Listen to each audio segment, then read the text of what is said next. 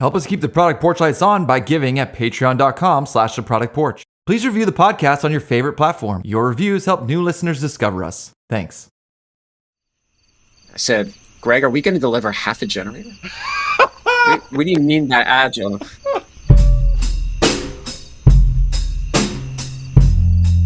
Welcome to the Product Porch with Joe Golly, Ryan Cantwell, and me, Todd Blockier. Our topic today is product terms and phrases that do more harm than good. Now settle in, folks, because on the Product Porch, every topic is a product topic. One of my traditions, I put this in my calendar every year, and the meeting invite says, update LinkedIn profile. Right? I don't intend to do anything, but as I've gotten older in my career, I know that keeping my LinkedIn profile up to date is important. But now it's all these like, what are your skills, right? And the skills, that's been there for a while, right? Product management, marketing, strategy, all that. But I'm starting to notice some pretty like ridiculous terms, product management terms, right? Like transparency. That's apparently a skill now, right? Transparency is apparently a skill. So I'm starting to realize the value of these terms. There's so many terms out there. Some of them hold water, have value, but now some of them are borderline ridiculous. All right. So we're going to do a draft. We're going to talk about the most ridiculous product management terms and ones that we've encountered in our careers. No, hold on a second. Did you say draft? I said draft. So explain the rules of said draft, please. Yeah, okay. Mr. Todd, I'll let you do that. I'm really excited to hear how you guys think about this. So here's the game. We're going to do a draft, just like, a sports draft. Each of us will take turns drafting. So we all have our draft boards of ridiculous PM jargon or terms. I mean, some of mine on here are just things that make my skin crawl when I hear them. I thought we could start by spinning the wheel of names. Yes. All right. The wheel of names. Yes. We can spin the wheel of names. And it's like the NBA draft lottery, but we don't have ping pong balls. That's right. All right. Here we go. With the first pick in the ridiculous PM jargon draft. Oh, it's me. It's you. I get the rigged. first pick. This is rigged. This is rigged. I want an inquiry. All right. Go ahead, Tom. All right. Second pick in the draft. It's Joe. Oh, I go. Joe. All right. Ryan, I can trade you my second pick. No trades. Yeah. Okay, here's mine. I'll start off with a bang. With the first pick in the PM jargon draft. CEO of the product. CEO of the product. Was it on your list? That was my number one pick. That was my number one pick. It's ridiculous. Okay, see, you know who the CEO? You guys know who the CEO of the product is? The CEO of the company. The CEO is the CEO of the product. Yeah. Product managers aren't the CEO of the product. They have no legitimate power over anyone else. There's no reporting structure. No one in the teams that they work with, stakeholders, cross-functional teams, report to them. They have no power or very limited power over any financial decision making. Yep. It's a ridiculous statement. Ryan, you had it number one on your list too. Why'd you have it? For the exact same reasons you mentioned. CEO implies authority. Product managers have to earn every ounce of authority that they have. CEOs don't. They have the power. Product managers don't. And that's why it frustrates me so much to hear the CEO of the product describe a product manager. I love it. Joe, second pick in the draft. All right. With the second pick in the Product Porch draft, my selection is customer centric. Ooh, customer. This is a surprise. Spicy one. That wasn't on my board. Because it's like aggravating. It's like, oh, we're making this shift to be more customer centric. Who's buying your product? Who's using your product? What are we going from just satisfying sales to now delivering value to our customer? Like, I see it so much more. It's not as spicy as CEO of the product, right? We hear that a lot. A lot of people talk about that, but it just makes the hair on the back of my neck stand up. I'm like, at the end of the day, why do we exist? We exist to deliver value to our customers, to our end users. Like, we're going to make this shift now. We've decided we've now wanted to start delivering value to our customers. What happened? Right? What happened? Did we decide we're going to deliver value for somebody else? For the accounting person or the finance person or the marketing person? When did we stop caring about the customer? When did we stop? Can I say, and why is this big? Why is this big shift? It's like, we got to talk to customers. Joe, I think it's a perfect example of jargon. Like, jargon to me is a useless term. It's just useless. Right. And in that case, it's like, okay, a lot of my career has been spent in health tech, in pharma tech and health tech, right? Every single company has to say they're patient first. Oh my God. You have to. Yeah. No, they're not. It's like, it's a lie. Well, you have to say it though, right? You have to say it. But it's like, well, you're in healthcare. Like, like honestly, if I had a teacher tell me, I just went to my students' open house or whatever it was. Anyway, we went to this thing. If I had a teacher say in that presentation, so I'm a unique teacher, I care about students.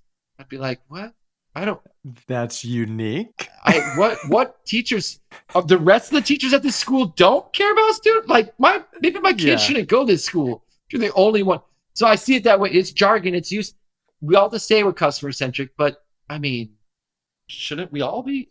It's a good one. Right. Yeah. It's like customer centric or customer focused. I hear a lot too. I feel like it's kind of like the evil twin, or not evil, but just the second evil twin. The redheaded stepchild of customer centric. All right, Ryan, you have the third pick. All right. This one like really bothers me. Are you ready? Let's do it. Productize. Productize. We need to productize that. Can we productize that? I didn't have that on my board. I didn't have that on my list. That's good. That's fancy. That's fancy. That's like, it makes you sound like somebody who just made up a new word. It doesn't mean anything. Like, again, that's the one that Todd, you were saying. What is it? What on earth does productize mean? I think it means we want to make money on it or try to sell it. Oh, yes. So I think that's how people use it most of the times. But like, how do we productize that? And like, I remember hearing this a lot when there was like, when data was starting to be collected, right? In a lot of instances, like, and it was like, how do we productize our data? Like, we got to like squeeze the orange for all the juice. And like, how do we but still it's a terrible proxy for like, okay, saying you productize something doesn't mean it solves a real problem. Nope. Like you can't just say we productize it. No, it's not a shortcut to, no, we don't solve a problem. We productized it. Well, you know what's funny about this? So the word productize has a meaning to me. Okay. And I think this is why it's one of those frustrating terms where I don't think it means the same thing to everyone. But when I hear we're going to productize something, what I hear is it's going to be packaged and provide like repeatable value, right? So if we were to say a consulting practice, right? So we all have experience there, consulting practice, and we want to productize this practice. What I hear by that is like, we're going to put sharp bounds around what it is and what it isn't. And we're not going to customize and configure every time. We're going to sell it based on this is what is and isn't, and it's repeatable. But what's hard is I don't think that's the definition that everyone else shares. No, and it's one of those words that gets me because there is somebody in a meeting room who's hearing the word productize and not saying, what do you mean by that? Yes. They just, I have to pretend like I know what this means. Otherwise, I'm going to sound stupid. Yep. First pick in round 2 then is, and you guys might disagree with me, gathering requirements. Ooh. A very controversial pick by Todd. Yeah. Because we still talk about PRDs, requirement documents, right? Where are my PRDs? people have come to us, all three of us on this podcast, and said, do you guys have a good template for PRDs? And 100%. Right? And these are organizations that claim to be practicing product management. And we're like, wait a minute. Didn't you just say you want to be more customer centric? You see that? Yeah. We wanted to productize that. Productize that. Right? Yes. All right. So Todd, why is that one big? Why is that one big? Well, personally, as a CEO of the product, customer centric CEO of the product, I like to productize all of my requirements. Oh man. My PRDs. Anyway, gathering requirements. Why is it on my list? For me, it's the image it conjures up and the way it's been interpreted. It's one of those terms probably had a good meaning in the beginning. It's been misinterpreted, and now it's used. It's been bastardized across the field. Yeah. And so gathering requirements to me just sounds like, think about a gatherer. What does a gatherer do? They go out, they find a thing, they put it in their basket, right? This is what a gatherer does. And to me, a gathering requirements is just going out saying, Joe, what is it you want? And you're like, well, I want more security, and I want faster integration. I'm like, okay, more security, faster integration, great. Ryan, what do you want? Well, I like pretty charts, and I like to be able to export everything to Excel. Okay. Pretty charts, so export funny. to I was Excel. thinking the same thing. And we just export to Excel, I was thinking the exact same thing. Yeah. But this is gathering requirements. And I'm like, this is not product practice. I want to kill that phrase. I don't want anyone to say it anymore. You're not gathering requirements. You should be, because it's reactive. It's very reactive. You should be proactive. Well, no, go ahead, Ryan. I couldn't agree with this more. I have so many frank conversations with my different contacts in the field and things like that on this very subject, where they think it's like that magic bullet philosophy, right? Of like, if we can do better requirement gathering, it's going to fix everything. But they don't say what makes a good requirement. Like, it's more the format than it is the input, like that they over-index on, which is I think what gets me worked up about it. Well, because it really, Todd, to your point, you should be gathering insights, needs. Yes. You should be gathering jobs to be done, right? You should be gathering pains and gains. Problems. Right. Yes. Problem gathering. What you should be doing is problem gathering, right? I like gathering insights. I like that a lot. Yeah. If I had someone tell me, Todd, I'm going to go out there and gather some insights, I'd be like, great, cool. Go do it. Let's do it. Yeah. And this is where like I see contention as well between engineering or technical teams and product teams, right? You've got either like one of two scenarios plays out. You have a product team who wants the control. They want to say, no, build this thing exactly as I say. And they're like putting the finest of points. Like, it is this color, it is this shape, it is this thing. It's got to be and do everything I say. Or you have an engineering team that looks at the product manager and says, I won't do anything unless you tell me exactly what to do. But why isn't there a middle ground? Like, why isn't there a collaborative middle where a product team can bring the problem to the table and they work together to ideate those solutions? Like, and it's not like you're agreeing to do it yet. You're just trying to find the best one, or the one most likely to succeed, right? Right. So Joe's inspired me by coming up with gathering insights, gathering jobs to be done. So I'm gonna turn up the dial of intensity now on this game. Okay, let's do it. Let's continue going with jargon, but let's see if we can find something better to replace it. To replace gathering requirements? No, just all of them as we go. Like gathering requirements. I like gathering that. Insights. Yeah. We may not have one for all of them, but let's try. Okay. All right, Joe, you get the next pick. Second pick in round 2. So I worked in power generation. In the company we did, we worked backup generators. And so the product I was on was IoT. And the product it wasn't like something you can just build in 6 weeks. It's a long process, right? Sourcing, supply chain. And I remember my manager was like, we're going to be agile. We're going to be agile with the way that we deliver this. And I'm thinking, I said, Greg, are we going to deliver half a generator?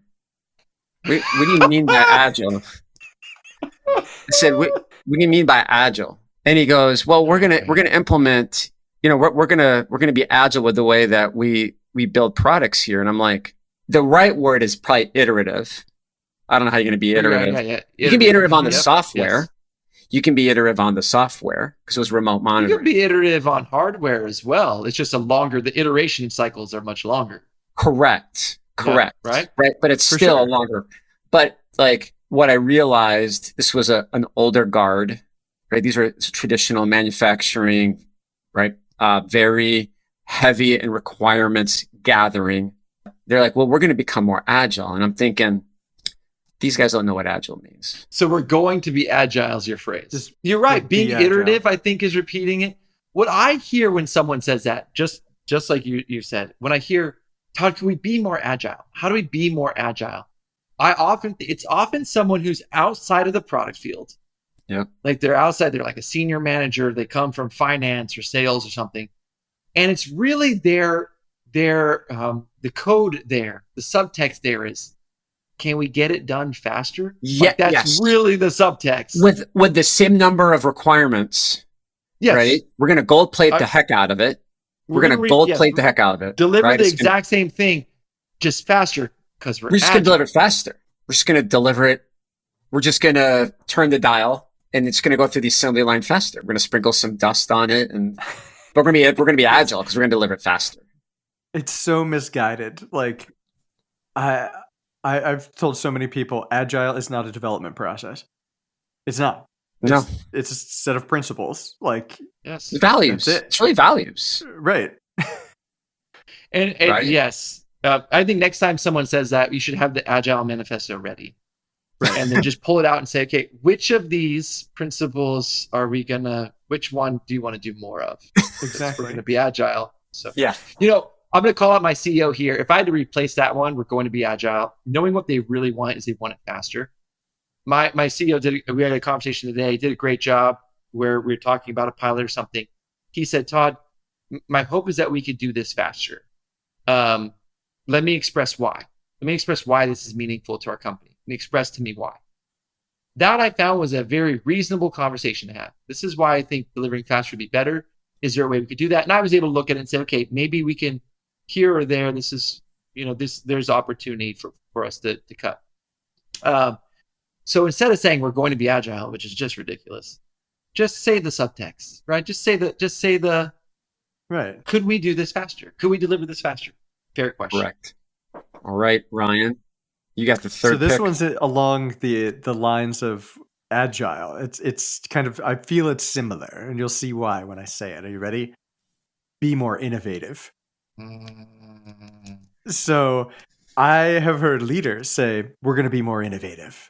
And like, it's when the employees look around and they say, what does be more innovative mean? And for different organizations, how the leader interprets innovative can be a million things. And I feel like in a lot of cases, I think it's a proxy for, instead of deliver it faster, being more innovative means we're seeing our growth plateau. We need to fix it. Yes. Why not just say that? Code for I want to build new stuff. I want to build new stuff. I want to build new stuff. But like this is where I think it's like, I have seen organizations make this mistake. Somebody said we need to be more innovative because growth plateaued. So they started to work on new stuff. And then they ignored the existing stuff. Mm-hmm. And it put them in a worse position to begin with. It's like, you can still get growth without building entirely new things. Like, you can find new segments. You can find new ways to like solve latent needs in your customer base with existing products. Like, to me, innovation should encompass that kind of approach of like, how are we going to do things differently than we have done before instead of build new stuff? Well, and it requires being more innovative requires a commitment to change. Like you're going to have to do things differently if you're going to be an innovative product. If that's something you haven't been, and now you're going to be an innovation, you're going to be more innovative. You're going to create more innovation. And how often do you see that statement made? And this is what I find frustrating about that statement. It's often made to people that don't have the power to make a difference in terms of the innovation investment, right? So it's like, be more innovative. Okay, great. So are you going to give me money to spend to get connected with, like, to run more experiments, to build more instrumentation? Are you going to give me the time and space to do that? Can I make small bets? Are you going to give me money to invest in a bunch of small bets to see which one is the right one for the marketplace? No, we're not doing any of that. You don't get more time. No. You don't get more money. You don't get more resources. Just be innovative. Yeah. So I want to give honorable mention to one here. This wasn't on my list, but it made me think of it. Like, okay, be more innovative, or sometimes also go think outside the box. Oh, yes. That's a term. Let's just think outside the box. I mean, that one needs to be killed altogether. Right. Just stop it. Just stop. You know, be thinking outside the box. Empowering your team to make decisions. Holy cow. That's thinking outside the box. Bringing problems to the team and not solutions, and brainstorming the solutions together. That's thinking outside the box. I read something about Marty Kagan today. A mutual friend of ours, right? Shared something in text. And so I read through that, and someone had commented on something Marty Kagan said, where they said that they had tried to bring better product processes, right, to this company. And the biggest difference that was made was when Marty pulled aside the two founders of the company and basically told them, you can keep my fee, I believe is how the story goes. You can keep my fee if you hate me saying this to you, but you guys need to back off. You need to get out of the way. You guys need to get out of the weeds. Yeah. If this company's going to thrive. And she said that's the person reporting this said that's when things began to change at the company. That's what you're saying, Joe. Like, that is thinking out of the box. Giving someone a target and stepping back and let them find the way there. Like, that is, wow, that's some innovative thinking. Okay, I'm going to bet that this next one, my next pick, starting off the third round, I'm going to bet, if you don't have it on your list, you both have stories about this one. Okay, let's do it. With the first pick in the third round, feature parity. Ooh. Feature parity. I despise this term. And let me tell you why. Yeah. What were you going to say there, Joe? No. Define feature parity. Define feature parity. Yes. So often when it's used, it's, we need to make sure this product has feature parity with a competitor. Oh. Or this product, this new innovative product that we're developing is replacing something that is mature and old, but it has to have feature parity before we can release the more innovative product. Oh, feature parity, right? To me, okay, let me tell you why I hate this term, and it needs to die a death. Honestly, if as soon as you tell me feature parity is part of your strategy, I'm like, you have no strategy. You have no strategy. You're using their strategy, not yours. Exactly. Right. You're using the competitor strategy. You use what came before. First off, if it's something old that you're replacing, you're like, no, we need feature parity first before we add the new benefits. Right. One, it's like, okay, it's going to take way too long to get to market. Second, if we're replacing this thing, then there's got to be some things wrong with, like, we got to be able to leave some of this behind. Right. And then to your point, Ryan, with the competitors, yeah, I love what you said. Feature parity with the competitor, you're using them, and they've already beat you. They're already out there. So now you're playing catch up. What is the point of that? It's been a long time since I've heard that term. And the problem too is we've all run into this where our peers are more focused on the features and less on the value that they deliver. Like, that's probably the hardest thing we have to get across. You guys know just what I'm found talking. The replacement. Value parity. Ooh. Value parity. I don't know. Maybe that doesn't work. I got to think through that. You know what, Joe? What were you gonna say? I was gonna say. I mean, ideally, you're targeting outward value, right? That's what makes you different. Like, yeah. I was gonna say, Joe, but it reminds me of a story you told. You told a story one time. I know a boss came in and basically gave you a whole list of requirements. Same was company. like, yeah, which was something someone else had already built, and was like, here, I want you to build this. I mean, that's feature parity. That's just building the feature parity. Do you know what ended up happening? I talked to a former coworker there, and they ended up, because they couldn't wait to build it. We started building it. We sunk a lot of money into it. It was going to take 2 years plus to build it. Of course. The reason being is had to be backwards compatible according to sales to like 7 or 8 different models, which were like 5 to 10 years old. They finally gave up after 18 months and just went and bought a company. I've seen that over and over again in my career. I have the same story. 3.5 years, however many millions of dollars. Same exact story. Yeah. Chasing feature parity. What's the replacement for feature parity? Is it value parity? I like value parity. I mean, no one's going to have that on their buzzword bingo card.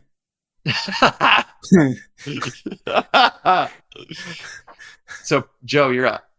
Holistic approach. We're going to take a holistic approach to this product. Man, you found some good jargon. This is another one. This is that honestly means nothing. It means nothing. It means garbage. It means you read that somewhere in a book or a podcast, or you read it somewhere. Holistic approach. I'm like, I heard this actually just recently. I'm like, okay, what do you mean by that? Well, we want to think about the market, and we want to think about our customers, we want to think about our values. And I'm like, okay, so the things you should be doing anyways as a product manager, when you're making decisions, right? When we're making decisions about what to do, what are the things we have to take into consideration to make a bet? Because I was just telling this to somebody today. You may have a really good idea, but now is not the right time to deliver it. It's just not the right time. Right. Many of us in our careers have experienced products or been part of products that if the timing had just been, shifted a little bit, it probably would have been really successful. But the timing was off because the market wasn't ready. Apple experienced this. Yeah. Right? Many of their products were in the 80s and early 90s. They were very overly priced, right? They were very niche. When you look at them today, you're like, I could have used that, right? Just the market wasn't ready. And I feel like that holistic approach just drives me crazy. I'm like, do we not know what a product manager does? The way that's misused too is holistic approach. When you talk about it from product, a lot of times, to me, it means we want to be a jack of all trades product. We want to solve all the problems. We want to take a holistic approach to this problem. Oh, so you're going to solve, in other words, you're going to solve all the jobs to be done. Right. All the problems. Okay. I am going to make a bet right now, and that is I'm going to bet you fail. You fail horribly. And that product, by the way, where we were looking for feature parity was also a holistic approach where we wanted to cover everything end to end. Do it all. Yeah, I've seen the same thing. I've been part of organizations where they probably use the words holistic approach, but like it's really resonating with me to talk about, we want to satisfy all the jobs to be done. Like this product, it's got to be everything to everybody. And holy smokes, is that a recipe for like, I'm not going to call it failure, but very limited success, because you're really nothing special to anybody at that point. Right. You're trying to please everybody. It's interesting. Yeah. I was talking to Ryan before you got on, Todd, youth sports, right? And the tech for that is crazy. So Ryan, I don't know do you use Game Changer? Yeah, we use Game Changer. Right. So Todd, do you ever heard of Game Changer? You know what Game Changer is, right? Yeah. Okay. Yeah. So the second phase of it was the video piece of it. If the game is being recorded or being played like live streamed, you could tag your kid, and then you can just filter on all the all the plays or at bats where your kid is involved. Yep. Genius. Right? Because what parent doesn't want to brag or send to grandma, grandpa, or to hitting coach or to friends like, hey, check out my kid's hit. Right? Yeah. But they were it's a great product because they were very deliberate. Mom and dad have to divide and conquer. I want to follow Johnny or Susie in their game. I got to be in two places at once. I can sit there just like I'm watching the Braves Marlins game on one monitor, but I can also monitor, what Susie and Jimmy are doing.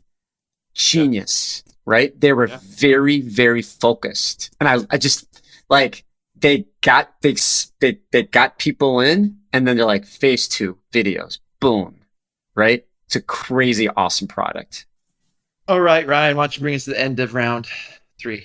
All right, end of round 3. Here we go. We want to be product led.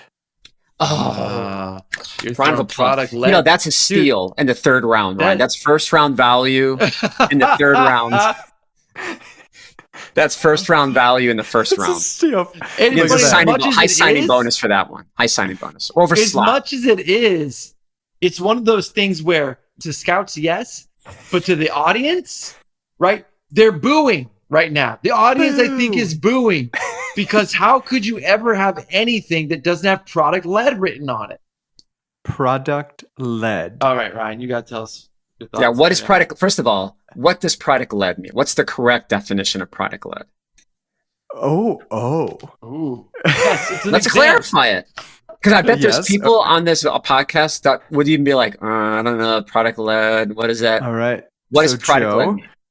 I will be happy to answer your question, but I have 2 definitions. All right. So there is something called an organization, if they say we are going to be product led, that means they are empowering their product management team or product team to make decisions, do discovery, uncover problems, and really steer the direction of the products at the organization without micromanagement, a lot of oversight, things like that. I think the 2 words, product led, can mean that very accurately. The second is when you add the 3rd word to the end, product led growth. So you have PLG strategies. People want, I want to be more and so they'll shorten it to product led. Like, I want to be more product led. They conflate the 2. Right. So I like the best way I can describe product led growth to define is with an example. So you guys are Netflix subscribers, right? Mm-hmm. Correct. Yeah. I think most people have some sort of subscription based service. So did you talk to salespeople when you bought Netflix subscriptions? I did not. You did not. Of course you didn't. How did you start using Netflix first? Did you pay for it? No, you signed up for the 7-day free trial. So product-led growth means your product is in the driver's seat from the marketing, your acquisition strategy, from the activation, and like all the pirate metrics. So I'm going deep. It's your product is in the driver's seat. It is out there getting people to use the product to begin with, find value in the product. They find so much value in the product, in fact, then they'd start paying for it. So that is the product-led growth strategy. So that's product-led growth. And I think people say product-led. So product-led growth, hot topic in product management over the last couple of years, right? Like it's been talked about a lot. But product, when you hear leaders say, we want to be more product led. And I think in some cases it's a proxy where my product managers aren't adding the value I think they should add to this organization. We want to be more product led. Right. It actually is. It becomes the opposite of what it means, right? The intent behind it is really help us be more product led, meaning tell my product managers what they're doing wrong. Probably. It wasn't on my board.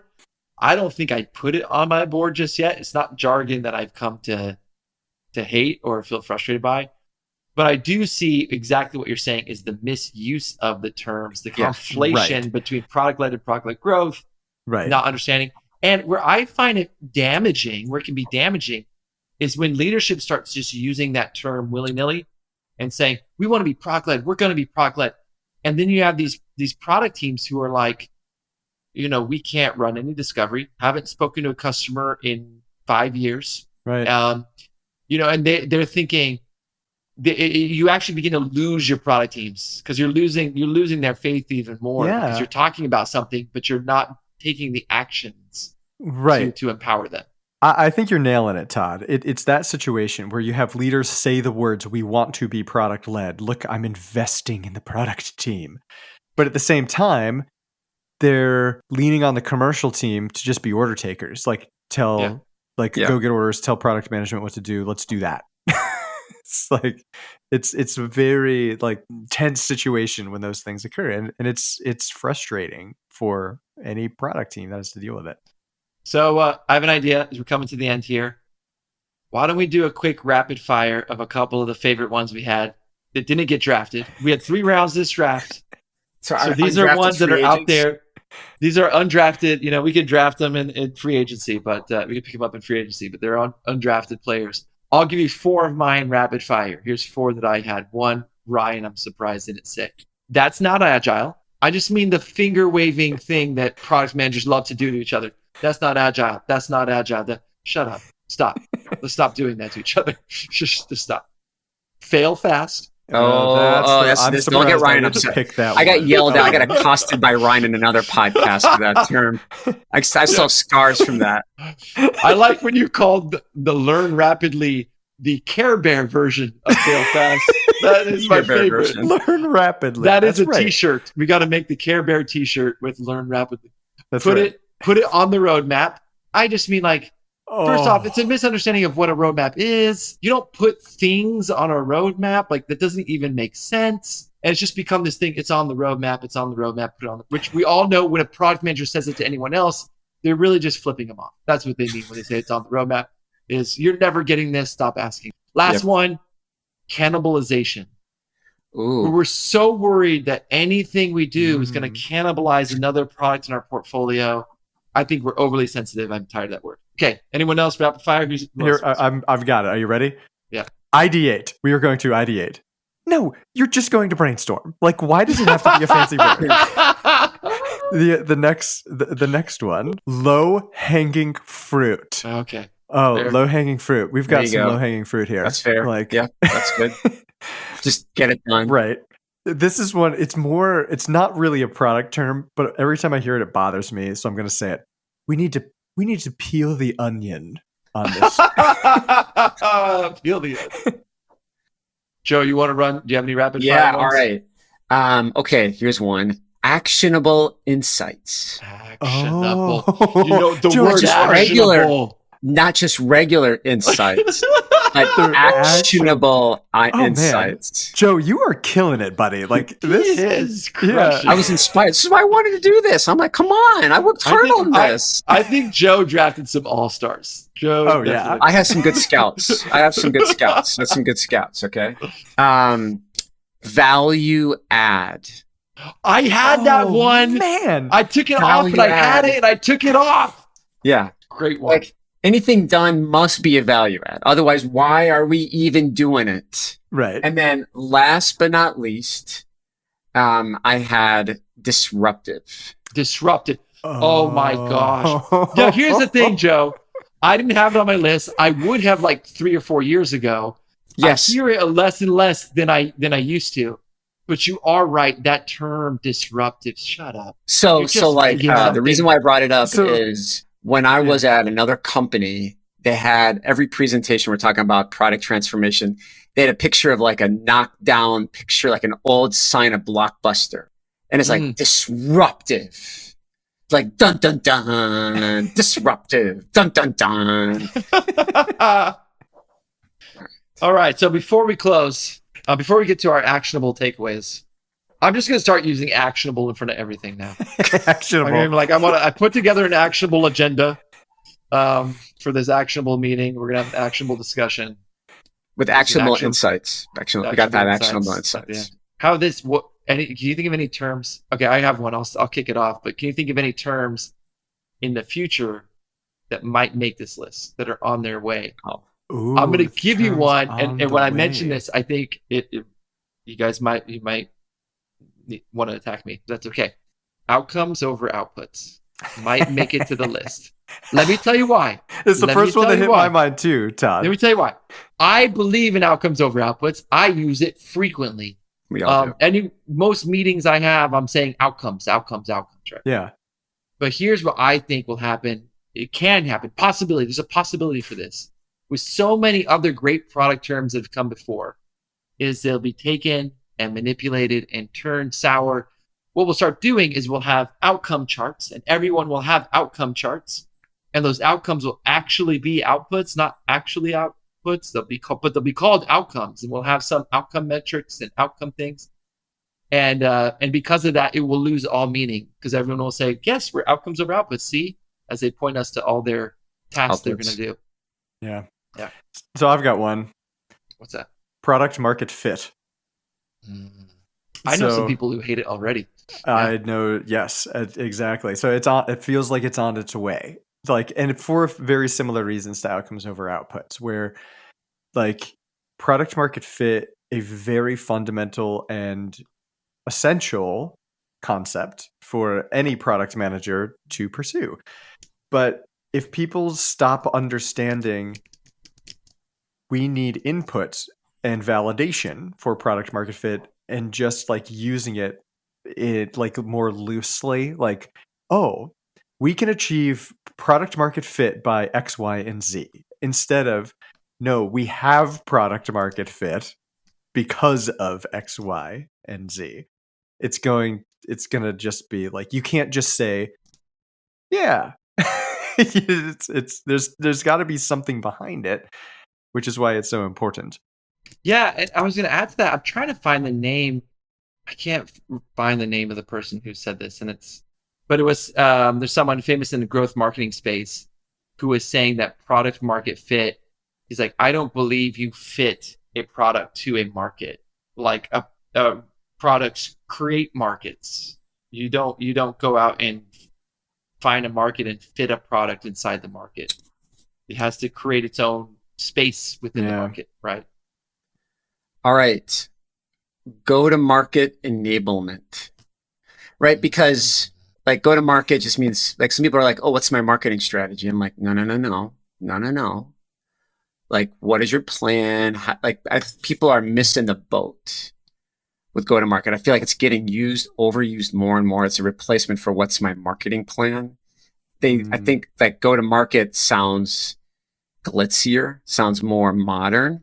I don't think they understand what it even means. And I think it misses the boat of the need for a plan with measurements, with a goal, with milestones. You know what I mean? I'd almost rather say go to market milestones.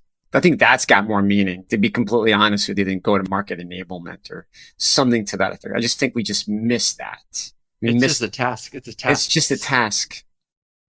All right. Takeaways? Who has takeaways? Let's get to our actionable takeaways. Yeah, I've got a few. I mean, we love in business to make ourselves sound smart. When in fact the smarter thing to do is to just speak plainly. Let's just simplify. Why? I am as guilty of this as anybody. Totally. I just need to get out of my own way, and just use plain language instead of trying to use big words and dazzle people with vocabulary. I think that's my takeaway. That's interesting. I was going to say the same thing. So I'll add this. This is kind of building on your takeaway. I think this is one of the sad things about the proliferation of ChatGPT and Claude and these kind of writings. They kind of write in that way. They write when you ask for a business answer, a business proposal, or anything that way. Format a PRD for me, that kind of thing. Yeah. Very jargony, very jargony. I've actually started using AI to do the opposite. There's times when I'm say this more directly for me. Yeah. because I've gotten so used to using the jargon. And I find as product management folks, we think everyone at the company understands our jargon, and they don't. They don't. We need a legend. We just need to start saying it plainly. Yeah. And Todd, what's really interesting is GPT comes from analysis of existing writings. It's only writing as we currently write, which is filled with jargon. So it's showing us this is how you sound. Yes. Yeah. You sound stupid. Yeah. How about you, Joe? Takeaway? I think just mine is we've forgotten how to be vulnerable. Like I liked your story about you talked to your CEO and it's like, okay, what do you like? We need to deliver faster. All right. Let's just get down to it. Like, let's just be direct. And, we've used the term product management in the groups. Like, we're not here in the land of unicorns and rainbows and seashells, right? Let's just get past the muck. Let's just be vulnerable. Let's just talk. Let's just have better conversations with each other. Pick up the phone, get on a Zoom, whatever, and just have the conversation. Like, just tell me what you need. And let's figure it out together. And I think people will respect us more, to be honest with you. I think it'll take I think there's some negativity in the product management space. We need to get, as Marty Kagan said, we need to get rid of some of the theatrics. All right, Joe, I think you might have won the draft tonight. I think we're going to have to play this game again. Mel Kiper gave his post-draft grades, or Peter King. Yes. Peter King. I got Mel Kiper and Peter King here. Although if I have one person who listens to this podcast and stops saying that they're going to gather requirements and it's not on their resume that they gathered requirements, I will be very happy. I convert one person. Anyway. Well, guys, this was fun. Glad we did it. Absolutely. Excellent. Go forth and be awesome product leaders, everyone. Great. Yeah. All right, talk to you soon. Thank you for joining us on the Product Porch. We release new episodes every 2 weeks. You can also find us on LinkedIn for more content. We offer a special thank you to AJ and Jack Blockier for the music. The views and opinions expressed by the hosts of this podcast are their own and do not represent nor necessarily reflect those of their employer.